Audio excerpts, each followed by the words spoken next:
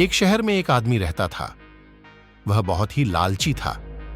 उसने सुन रखा था कि अगर संतों और साधुओं की सेवा करे तो बहुत ज्यादा धन प्राप्त होता है। यह सोचकर उसने साधु संतों की सेवा करनी प्रारंभ कर दी।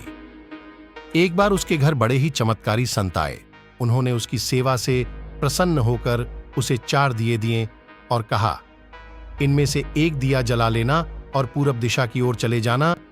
जहां यह दिया बुझ जाए वहां की जमीन को खोद लेना, वहां तुम्हें काफी धन मिल जाएगा। अगर फिर तुम्हें धन की आवश्यकता पड़े तो दूसरा दिया जला लेना और पश्चिम दिशा की ओर चले जाना। जहां यह दिया बुझ जाए वहां की जमीन खोद लेना, तुम्हें मनचाही माया मिलेगी। फिर भी संतुष्टि ना हो तो तीसरा दिया जला लेना और दक्षिण दिशा की ओर चले जाना। उसी प्रकार दिया बुझने पर जब तुम वहां की जमीन खोदोगे तो तुम्हें बेअंत धन मिलेगा। तब तुम्हारे पास केवल एक दिया बच जाएगा और एक ही दिशा रह जाएगी। तुमने यह दिया ना ही जलाना है और ना ही इसे उत्तर दिशा की ओर ले जाना है। यह कहकर संत चले गए। लालची आदमी उसी वक्त पहला दिया जलाकर पूरब दिशा की ओर चला गया। दूर जंगल में जाकर दिया बुझ गया। उस आदमी ने उस जगह को खोदा तो उसे पैसों से भरी एक गागर मिली। वह बहुत खुश हुआ। उसने सोचा कि इस गागर को फिलहाल यही रहने देता हूं, फिर कभी ले जाऊंगा। पहले मुझे जल्दी ही पश्चिम दिशा वाला धन देख लेना चाहिए। यह सोचकर उसने दूसरे दिन दूसरा दिया जलाया और पश्चिम दिशा की ओर चल पड़ा। दूर एक उजाड़ स्थान में जाकर दिया बुझ गया। वहां उस आदमी ने जब जमीन खोदी तो उसे सोने की मोहरों से भरा एक घड़ा मिला। उसने घड़े को भी यही सोचकर वहीं रहने दिया कि पहले दक्षिण दिशा में जाकर देख लेना चाहिए। जल्दी से जल्दी ज्यादा से ज्यादा धन प्राप्त करने के लिए वह बेचैन हो गया। अगले दिन वह दक्षिण दिशा की ओर चल पड़ा। दिया एक मैदान में जाकर बुझ गया। उसने वहां की जमीन खोदी तो उसे हीरे मोतियों से भरी 2 पेटियां मिली। वह आदमी अब बहुत खुश था। तब वह सोचने लगा, अगर इन तीनों दिशाओं में इतना धन पड़ा है तो चौथी दिशा में इनसे भी ज्यादा धन होगा।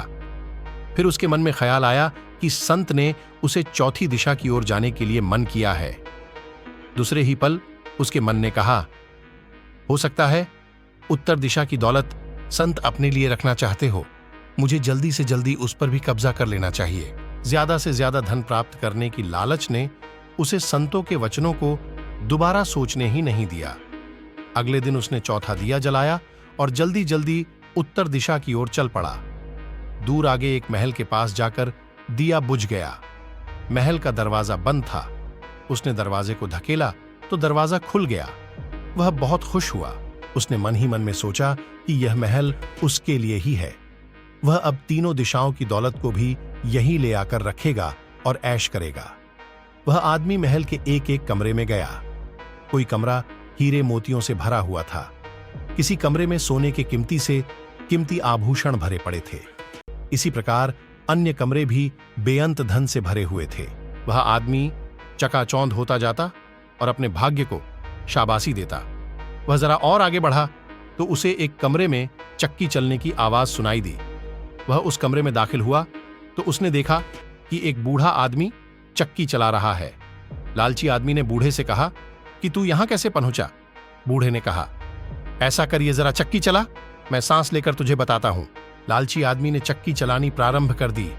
बूढ़ा चक्की से हट जाने पर ऊंची ऊंची हंसने लगा। लालची आदमी उसकी ओर हैरानी से देखने लगा।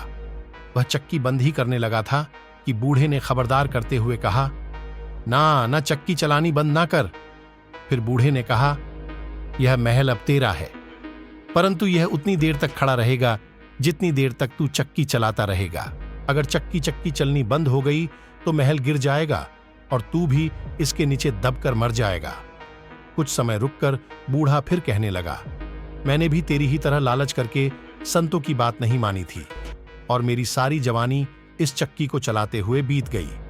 वह लालची आदमी बूढ़े की बात सुनकर रोने लग पड़ा।